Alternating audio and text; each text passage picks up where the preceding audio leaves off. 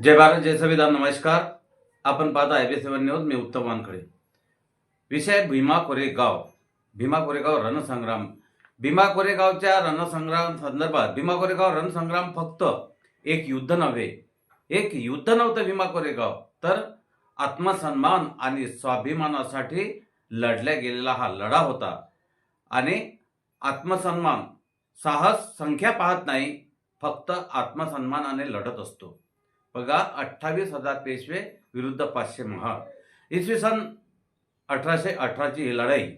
यामध्ये भीमा नदीच्या काठी कोरेगाव नावाचे एक छोटे गाव, पेशव्यांची जी सैन्य होतं, पेशव्यांची जी तुकडी होती, ते 28,000 पेशव्यांची सेना उभी ठाकली महाराजांच्या समोर. आणि 500 महार, ज्यामध्ये युवक होते, तरुण होते. आणि हे तरुण युवक 500 महार हे अस्पृश्यतेने ग्रासलेले होते.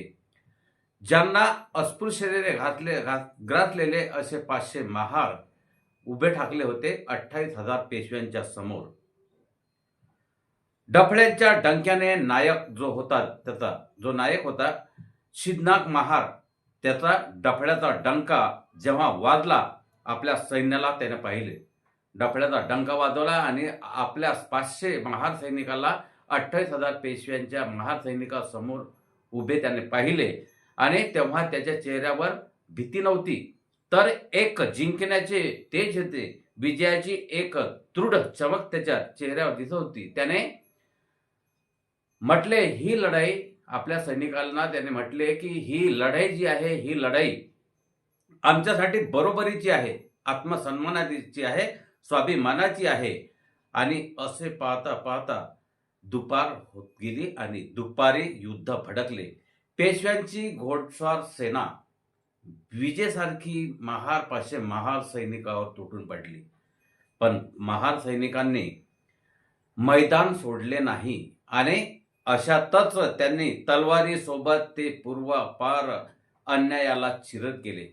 एका एका महाराने आपल्या तलवारीसह पूर्वापार जे अपमानाचे बदले होते, ते अपमानाचे बदले ते पूर्वापार 500 महार, युवक महार चिरत गेले. आणि घडलं ते वेगळंच काही.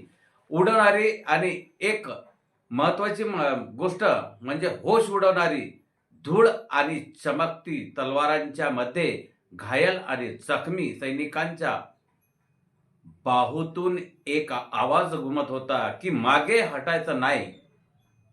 आवाज, आज सर्व अपमानांचा बदला घ्यायचा आहे. मग संध्याकाळपर्यंत एक असा चमत्कार संध्याकाळपर्यंत घडला की ज्याची कोणी कल्पनाच केली नव्हती. 28,000 पेशव्यांना फक्त 500 महारांनी धूळ तारली. महाराजांच्या एका एका तलवारीने 56 जिंकले. त्यांनी युद्ध जिंकले नाही, तर त्यांनी पूर्वापार गेलेला स्वाभिमान जिंकला. या ऐतिहासिक रणसंग्राम दिनाला महामानव परमपूज्य डॉक्टर बाबासाहेब आंबेडकर दरवर्षी त्या शूरवीरांना, महार शूरवीरांना मानवंदना देण्यासाठी जात असत. हा आत्मसन्मानाचा दिवस असा विजयस्तंभ आज डौलाने त्या कोरेगाव भीमाच्या भूमीवर स्थित आहे. आणि त्यांना सलामी देण्यासाठी दरवर्षी लाखो अनुयायी देशाविदेशातून सुद्धा त्या ठिकाणी येत असतात. असा हा रणसंग्राम.